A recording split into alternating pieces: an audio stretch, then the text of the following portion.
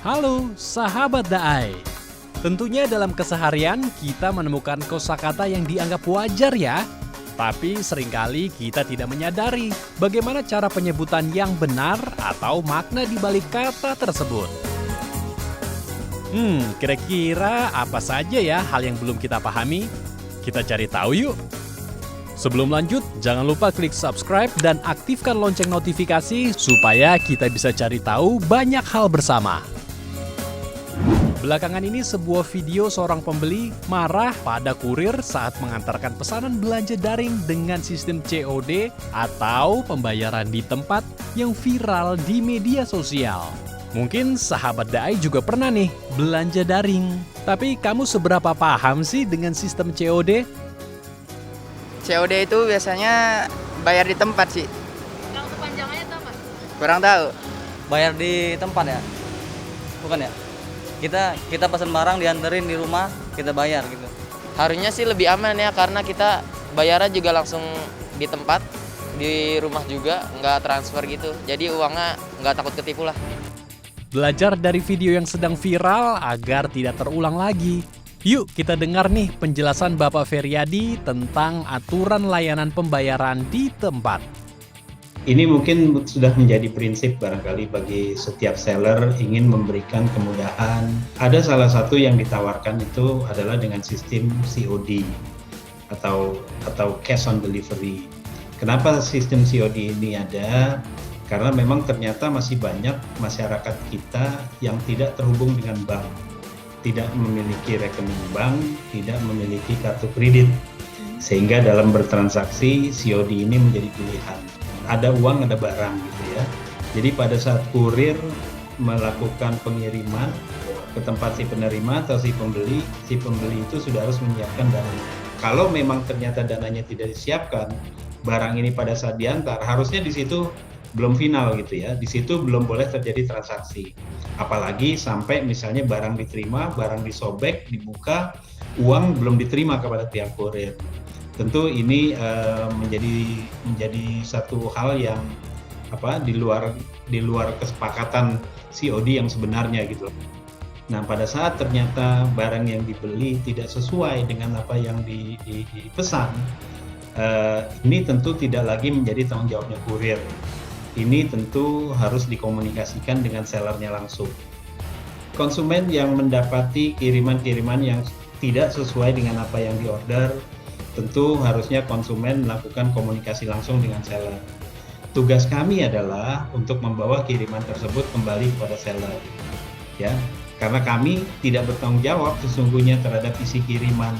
Jadi kalau ada perbedaan antara barang yang dibeli, barang yang dipesan dengan realita yang nanti diterima oleh konsumen, itu di luar tanggung jawab kami. Jadi kalau ada hal-hal yang berbeda, sebaiknya tidak lantas diluapkan dengan emosi gitu ya, tapi kita sama-sama berorientasi untuk mencari solusi. Nah, sudah semakin tahu kan sahabat Daai? Yuk kita jadi konsumen yang bijak. Masih berkaitan dengan kirim-mengirim. Di momen Idul Fitri atau Lebaran kemarin, sebagian dari sahabat Daai pasti saling berkirim hampers ya untuk saudara dan teman-teman.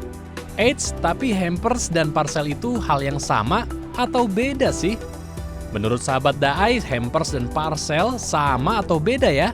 Kita cari tahu yuk. Sebenarnya sih nggak ada bedanya sih, sama aja. Cuman kayaknya kalau hampers tuh dikirim, kalau parcel kan dianterin langsung ke rumah. Kalau menurut saya, hampers sama parcel itu mungkin ya, hampers itu isinya lebih banyak dan parcel ya sedikit gitu. Hampers sama Marcel kayaknya nggak ada bedanya. Nggak tahu juga sih, kurang tahu. Rupanya parcel dan hampers merupakan istilah yang berbeda loh. Meskipun sama-sama berasal dari bahasa Inggris, namun kedua maknanya berbeda. Pada dasarnya semua barang yang terbungkus dengan baik disebut dengan parcel. Parcel merujuk pada barang yang dikirim seperti dokumen, barang mentah, makanan, atau produk lainnya. Sedangkan hampers atau hamper mengacu pada bahasa Inggris yang berarti keranjang. Jadi kalau sahabat Daai mengirim bingkisan menggunakan keranjang, maka lebih tepat disebut dengan hampers. Hampers biasa dikirimkan pada hari raya atau hari khusus dan biasanya terselip juga kartu ucapan di dalamnya. Seiring perkembangan zaman, sadar atau tidak, kita terbiasa mencampur berbagai jenis padanan kata dalam berbagai bahasa. Tidak percaya? Yuk kita tes. Kamu lebih tahu padanan kata dalam bahasa Inggris atau bahasa Indonesia ya? Mas tahu nggak arti dari error itu apa? Error kesalahan kali ya. Iya. Error itu biasanya sih kayak misalnya sering megang smartphone. Nah itu biasanya kayak misalnya jaringannya error. Maksudnya itu nggak berfungsi gitu sih. Mouse. Kenapa mouse? Ini sih apa? Alat gerakin kursor gitu ya. Nanti kayak jasa cuci pakaian gitu kan sih, Mbak? Kalau tadi padanan kata bahasa Inggris, coba kita cari tahu seberapa mengenal kita dengan bahasa Indonesia. Daring. Kurang tahu. Daring.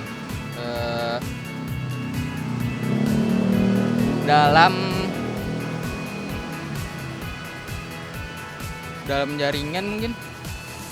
Lantatur nggak pernah dengar saya, kurang tahu. Saltik. Salah ketik. Istilah error rupanya sudah diterjemahkan ke dalam bahasa Indonesia. Error memiliki padanan bahasa Indonesia, yakni galat. Dalam Kamus Besar Bahasa Indonesia atau KBBI, galat diartikan sebagai kekeliruan, kesalahan, atau cacat. Untuk sahabat Dai yang sering mengetik pesan singkat, istilah typo pasti sudah tidak asing lagi. Namun, tahukah kamu kalau padanan kata dari typo adalah saltik, alias salah ketik? Selain untuk pemesanan di tempat makan cepat saji, drive-thru akhir-akhir ini sering kita dengar sebagai layanan untuk tes usap ataupun vaksinasi. Layanan yang dapat dilakukan di kendaraan ini ada loh dalam bahasa Indonesia, yaitu Lantatur. Lantatur adalah akronim dari istilah layanan tanpa turun. Berdasarkan KBBI, Lantatur memiliki makna layanan tanpa turun yang dirancang agar pelanggan dapat dilayani tanpa harus turun dari kendaraannya. Yuk sahabat Dai, kita mulai sering-sering mengecek kosakata yang biasa kita ucapkan benar atau tidaknya di laman KBBI dan bisa diakses melalui Gawai juga loh. Eits, sahabat Dai, tahu kan Gawai itu apa? Kita cari tahu yang lainnya yuk.